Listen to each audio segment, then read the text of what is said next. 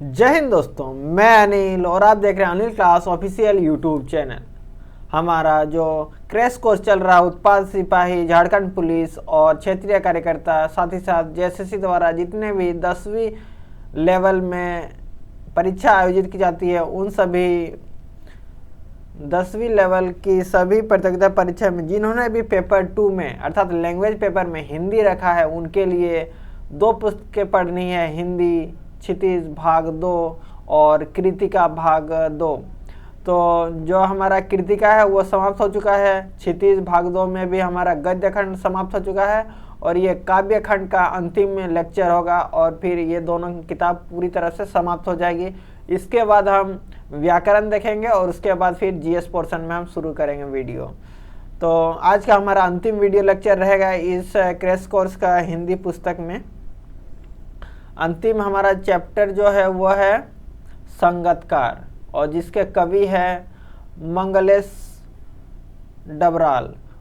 जो हमारा संगतकार चैप्टर है इसमें हम सबसे पहले देखेंगे कवि का परिचय, कवि द्वारा किया गया महत्वपूर्ण कार्य, उसके बाद देखेंगे संगतकार कविता का सारांश और फिर देखेंगे इस चैप्टर से जितने भी महत्वपूर्ण एमसीक्यू बन सकते हैं उन सभी प्रश्नों को। तो चलिए वीडियो लेक्चर को शुरू करते हैं। संगतकार, संगतकार के कवि हैं मंगलेश डबराल। मंगलेश जी का जन्म सन 1948 में टिहरी गढ़वाल जो कि उत्तर प्रदेश राज्य के उत्तर प्रदेश राज्य में है, वहाँ एक गांव का नाम है काफल पानी, वहाँ पर इनका जन्म हुआ। फिर इनका शिक्षा देहरादून में हुआ। उसके बाद दिल्ली आकर हिंदी, पेट्रियट और प्रतिपक्ष और आसपास में काम करने के बाद ये पूर्वाग्रह सहायक संपादक के रूप में जुड़े। जो पूर्वाग्रह है, पूर्वाग्रह सहायक संपादक के रूप में जुड़े वहाँ पर। उसके बाद इलाहाबाद और लखनऊ से प्रकाशित अमृत प्रभात में कुछ दिन नौकरी की। उसके बाद सन 1983 में जनसत्ता अखबार में साहित्य संपादक का पद संभाला। कुछ समय सहारा समय में संपादक रहने के बाद आजकल नेशनल बुक ट्रस्ट से जुड़े हुए हैं।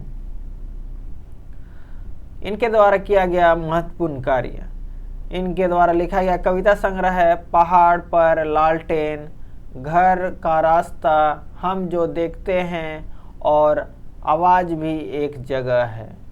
इनको पुरस्कार मिला है साहित्य अकादमी पुरस्कार, उसके बाद पहल सम्मान। इस कविता का भावार्थ क्या है उसको देख लेते हैं। इस कविता में कवि ने गायन में मुख्य गायक के साथ देने वाले संगतकार की महत्ता का स्पष्ट किया है। कवि कहते हैं कि मुख्य गायक के गंभीर आवाज़ का साथ संगतकार अपनी कमजोर किंतु मधुर आवाज़ से देता है। अधिकांशतः ये मुख्य गायक का छोटा भाई, चेला या कोई रिश्तेदार होता है जो कि शुरू से ही उसके साथ आवाज़ मिलाता आ रहा है। जब मुख्य गायक गायन करते हुए सुर की महक दुनिया में खो जाता है, उसी में रम जाता है, तब संगतकार ही अस्थायी इस प्रकार गाकर समा बांधे रखता है जैसे वह कोई छूटा हुआ सामान संजो कर रख रहा हो। वह अपनी टेक से गायक को उन दिनों की याद दिलाता है जब उसने सीखना शुरू किया था। कवि कहते हैं कि बहुत ऊंची आवाज़ में जब मुख्य गायक का स्वर उखड़ने लगता है और गला बैठने लगता है, तब संगतकार अपनी कोमल आवाज़ का सहारा देकर उससे इस अवस्था से उबारने का प्रयास करता है। वह मुख्य गायक को स्थायी गाकर हिम्मत देता है कि वह इस गायन जैसे अनुष्ठान में अकेला नहीं है। वह पुनः उन पंक्तियों को गाकर मुख्य गायक को बूझते हुए स्वर को सहयोग प्रदान करता है। इस समय उसके आवाज़ में एक झिझक से भी होती है कि कहीं उसका स्वर मुख्य गायक के स्वर से ऊपर ना पहुंच जाए। ऐसा करने का मतलब यह नहीं कि उसके आवाज़ में कमजोरी है, बल्कि वह आवाज़ नीचे रखकर मुख्य जो गायक होता है, गायक को सम्मान देता है। इस कवि ने जो संगीतकार होते हैं उसको महानता बताया है। उसकी महानता के कारण ही जो संगीत गायन करता है उसको ऊंचाइयों तक पहुंचने में मदद करता है। अब हम देख लेते हैं इस चैप्टर से जितने महत्वपूर्ण एमसीक्यू बन सकते हैं। पहला प्रश्न है, मुख्य गायक की आवाज कैसी है? क मीठी, ख कोमल, ग कड़क और तथा गरजदार, घ थकी हुई। तो इसका सही उत्तर क्या हो जाएगा हमारा? ग कड़क और तथा गरजदार। अगला प्रश्न है, मुख्य गायक की गरजदार आवाज में अपनी गूंज मिलाने का काम किसका है? क संगीतकार, ख कवि, ग गायक, का छोटा भाई, घ शिष्य। तो इसका सही उत्तर क्या हो जाएगा हमारा? क संगीतकार। अगला प्रश्न है, संगीतकार मुख्य गायक का साथ क्यों देता है? क उसकी गायन शक्ति बढ़ाने के लिए, ख उससे आगे बढ़ने के लिए, ग उससे सीखने के लिए, घ इनमें से कोई नहीं। तो इसका सही उत्तर क्या हो जाएगा हमारा? क उसकी गायन शक्ति बढ़ाने के लिए। अगला प्रश्न है, मुख्य गायक को धीरज बांधने का काम प्रायः कौन करता है? क उसकी माँ, ख श्रोता, ग संगीतकार, घ इनमें से कोई नहीं। तो इसका सही उत्तर क्या हो जाएगा हमारा? ग संगीतकार। अगला प्रश्न है, ऊंचे स्वर में गाए गए सरगम को क्या कहते हैं? क ताल सरगम, ख तार सप्तक, ग ताल सप्तक, घ इनमें से कोई नहीं। तो इसका सही उत्तर क्या आ जाएगा हमारा? ख तार सप्तक। अगला प्रश्न है, मुख्य गायक के बुझते स्वर का कौन उठाता है? क कवि, ख संगीतकार, ग सहयोगी गायक, घ इनमें से कोई नहीं। तो इसका सही उत्तर क्या हो जाएगा हमारा? ख संगीतकार। अगला प्रश्न है, मुख्य गायक के पीछे पीछे उसके स्वर को कौन दोहराता है? क गरीब, ख संगीतकार, ग बच्चा, घ इनमें से कोई नहीं। तो इसका सही उत्तर क्या हो जाएगा हमारा? ख संगीतकार। अगला प्रश्न है, कवि संगीतकार द्वारा अपने स्वर को मुख्य गायक के स्वर से कम रखने को क्या मानता है? क समझदारी, ख ईमानदारी, ग चालाकी, घ मनुष्यता। तो इसका सही उत्तर क्या आ जाएगा हमारा? घ मनुष्यता। अगला प्रश्न है, तार सप्तक में गाने के कारण कवि को कौन सा अनुभव होता है? क बहुत खुशी होती है, ख थक जाता है, ग उत्साह से भर जाता है, घ इनमें गाने की इच्छा समाप्त हो जाती है। तो इसका सही उत्तर क्या आ जाएगा हमारा? घ गाने की इच्छा समाप्त हो जाती है। अगला प्रश्न है, मुख्य गायक से अधिक ऊंचे स्वर में गाना किसके लक्ष्य के विरुद्ध है? क मनुष्यों के, ख नेताओं के, ग कवि के, घ संगीतकार के। तो इसका सही उत्तर क्या आ जाएगा हमारा? घ संगीतकार के। अगला प्रश्न है, किसके आवाज में हिचक सुनाई देती है? क मुख्य गायक के, ख संगीतकार के, ग अभिनेता के, घ इनमें से कोई नहीं। तो इसका सही उत्तर क्या आ जाएगा हमारा? ख संगीतकार के। अगला प्रश्न है, किसके गायन को सफल और प्रभावी बनाने में उसके संगीतकार की भूमिका महत्वपूर्ण होती है? क मुख्य गायक के, ख श्रोता के, ग छात्र के, घ इनमें से कोई नहीं। तो इसका सही उत्तर क्या आ जाएगा हमारा? क मुख्य गायक के। अगला प्रश्न है, मुख्य गायक की कैसी आवाज को बल देकर संगीतकार सहयोग देते हैं? क मधुर, ख कर्कश, ग टूटती बिखरती, घ इनमें से कोई नहीं। तो इसका सही उत्तर क्या आ जाएगा हमारा? ग टूटती बिखरती। अगला प्रश्न है, संगीतकार के लक्ष्य के विरुद्ध क्या है? क मुख्य गायक के साथ गाना, ख मुख्य गायक के स्थान पर गाना, ग मुख्य गायक से अधिक ऊंचे स्वर में गाना, घ इनमें से कोई नहीं। तो इसका सही उत्तर क्या आ जाएगा हमारा? ग मुख्य गायक से अधिक ऊंचे स्वर में गाना। अगला प्रश्न है, संगीतकार ने मुख्य गायक के किस रूप को याद दिलाया है? ए बचपन में वह नौसिखिया था, बी अनगढ़ रूप को, सी परिपक्व रूप को, डी इनमें से कोई नहीं। तो इसका सही उत्तर क्या हो जाएगा हमारा? ए बचपन में जब वह नौसिखिया था। अगला प्रश्न है सरगम को लागने से कवि का क्या अभिप्राय है? ए संगीत की गहराइयों में उतर जाना, बी संगीत को छोड़कर किसी अन्य और ध्यान देना, सी मूल स्वर को भूलकर अंतरे की जटिल तानों में खो जाना, डी उपयुक्त सभी कथन सत्य है। तो इसका सही उत्तर क्या हो जाएगा हमारा? सी मूल स्वर को भूलकर अंतरे की जटिल तानों में खो जाना। अगला प्रश्न है प्रेरणा के साथ छोड़ती हुई उत्साह अस्त होता हुआ पंक्ति में निहित अलंकार बताएं। ए मानवीकरण, बी उत्प्रेक्षा, सी रूपक और डी श्लेष। तो सही उत्तर क्या आ जाएगा हमारा? ए मानवीकरण। अगला प्रश्न है आवाज से राख जैसा कुछ गिरता हुआ पंक्ति में निहित अलंकार बताएं। ए उत्प्रेक्षा, बी अनुप्रास, सी श्लेष, डी रूपक। तो इसका सही उत्तर क्या आ जाएगा हमारा? डी रूपक अलंकार। अगला प्रश्न है संगतकार किन विकट परिस्थितियों में मुख्य गायक का साथ देता है? ए जब वह मुख्य गायक का गला बैठने लगता है, जब गीत गाने की प्रेरणा समाप्त होने लगती है और उत्साह मन पड़ने लगता है, सी जब उसकी आवाज़ से गंभीरता समाप्त होकर लय राग की तरह ठंडी होने लगती है, डी उपयुक्त सभी कथन सत्य है।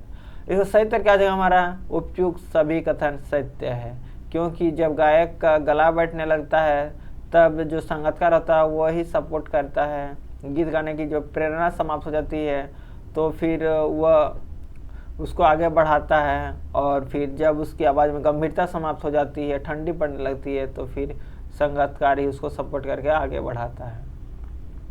अगला प्रश्न है मुख्य गायक को क्या समझाने के लिए संगतकार उसका साथ देता है? ए वह बताना चाहता है कि वह अकेला नहीं है, बी गाए जा चुके राग को पुनः भी गाया जा सकता है, सी वह उसको ढांढस बांधता है, डी उपयुक्त सभी कथन सत्य है। तो इसका सही उत्तर क्या आ जाएगा हमारा? ऑप्शन डी उपयुक्त सभी कथन सत्य है, क्योंकि वह संगतकार जो होता है वो बताना चाहता है कि आप अकेले नहीं है, हम लोग आपके साथ हैं। जो राग गा चुके हैं उसको पुनः भी गाया जा सकता है, उसको ढांढस बांधता है। अगला प्रश्न है ताड़ सप्तक का क्या अर्थ है? ए सरगम को मध्यम स्वर में गाना, बी सरगम को निम्न स्वर में गाना, सी सरगम को सम स्वर में गाना, डी सरगम को ऊंचे स्वर में गाना। तो इसका सही उत्तर क्या हो जाएगा हमारा? डी सरगम को ऊंचे स्वर में गाना। अगला प्रश्न है मुख्य गायक को ढांढस कौन बांधता है? ए श्रोतागण, बी आयोजक, सी संगतकार और डी संगीतकार। तो इसका सही उत्तर क्या आ जाएगा हमारा? ऑप्शन सी संगतकार। अगला प्रश्न है संगतकार के स्वर में हिचक क्यों सुनाई देती है? ए वह उस मुख्य गायक का मान रखने के लिए ऐसा करता है, बी वह ऊंचे स्वर में गा नहीं सकता, सी उसका काम केवल साथ देना होता है, डी उपयुक्त सभी कथन सत्य है। तो इसका सही उत्तर क्या आ जाएगा हमारा? ऑप्शन ए वह मुख्य गायक का मान रखने के लिए ऐसा करता है। अगला प्रश्न है संगतकार द्वारा जानबूझकर स्वर को ऊंचा न उठाए जाने को क्या समझना चाहिए? ए संगतकार की नादानी, बी संगतकार की इंसानियत, सी संगतकार की अशिक्षा, डी संगतकार का भोलापन। तो इसका सही उत्तर क्या हो जाएगा हमारा? ऑप्शन बी संगतकार की इंसानियत। अगला प्रश्न है मंगलेश डबराल का जन्म कब और कहाँ हुआ? ए सन 1948 में उत्तरांचल के टिहरी गढ़वाल जिले के कपलवानी गांव में, सन 1948 में पौड़ी गढ़वाल में, सी सन 1920 में देहरादून में, डी सन 1938 में उत्तरकाशी में। तो इसका सही उत्तर क्या होगा हमारा? ऑप्शन ए सन 1948 में उत्तरांचल के टिहरी गढ़वाल जिले के काफलवानी गांव में। अगला प्रश्न है मंगलेश डबराल किस रूप में प्रतिष्ठित हुए? ए अध्यापक रूप में, बी वकील के रूप में, सी पत्रकार के रूप में, डी एक व्यवसायी के रूप में। सही उत्तर क्या हो जाएगा हमारा? ऑप्शन सी एक पत्रकार के रूप में। वह विभिन्न प्रतिष्ठित पत्रिकाओं में और समाचार पत्रों में संपादक का कार्य किए। अगला प्रश्न है, निम्नलिखित में से कौन सी रचना मंगलेश डबराल जी की नहीं है?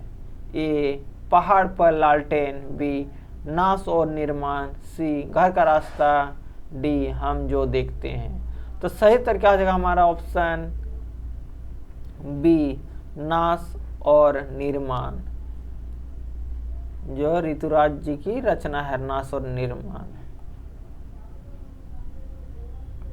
अगला प्रश्न है, मुख्य गायक के गायन की क्या विशेषता होती है? ए उसका गायन कोयल के समान मधुर होता है, बी वह अपने गायन से सबको मधुर कर देता है, सी उसका स्वर आत्मविश्वास से भरा हुआ चट्टान के समान भारी होता है, सी उसका गायन सभी को प्रिय लगता है।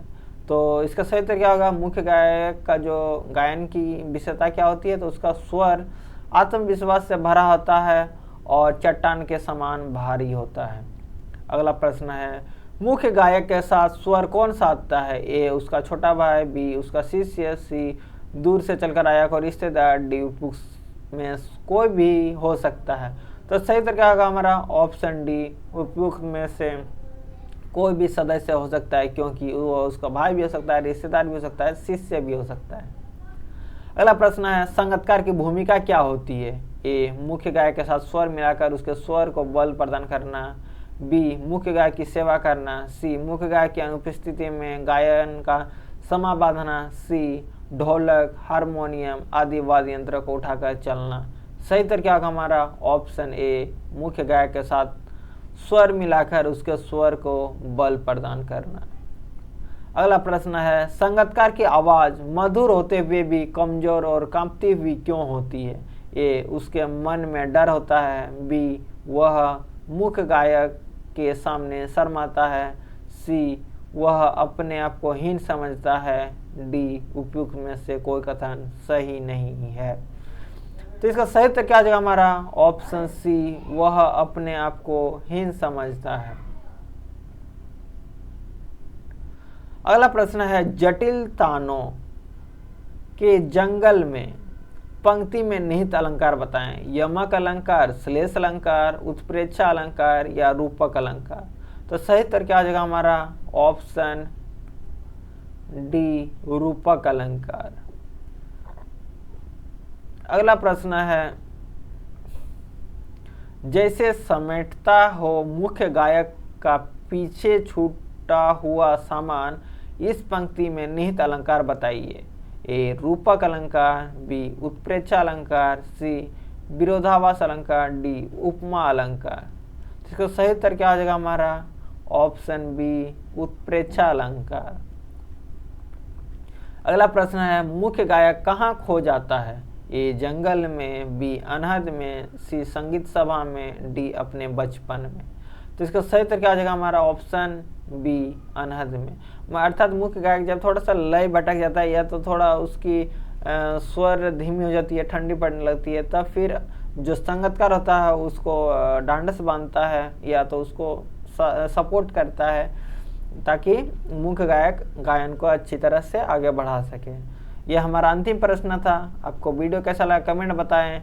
वीडियो पसंद आए तो लाइक शेयर करें और इस क्रैश कोर्स में जुड़े रहने के लिए चैनल को सब्सक्राइब करें। और जितने भी अगर आपने पिछले वीडियो नहीं देखा होगा तो मैं प्लेलिस्ट सभी का सेपरेट प्लेलिस्ट बना हुआ, काव्य खंड का, गद्य खंड का और कृति का पुस्तक का भी, तो इन सभी को मैं डिस्क्रिप्शन बॉक्स में लिंक दे दूंगा, आप वहां से जाकर देख सकते हैं। वीडियो देखने के लिए धन्यवाद। जय हिंद।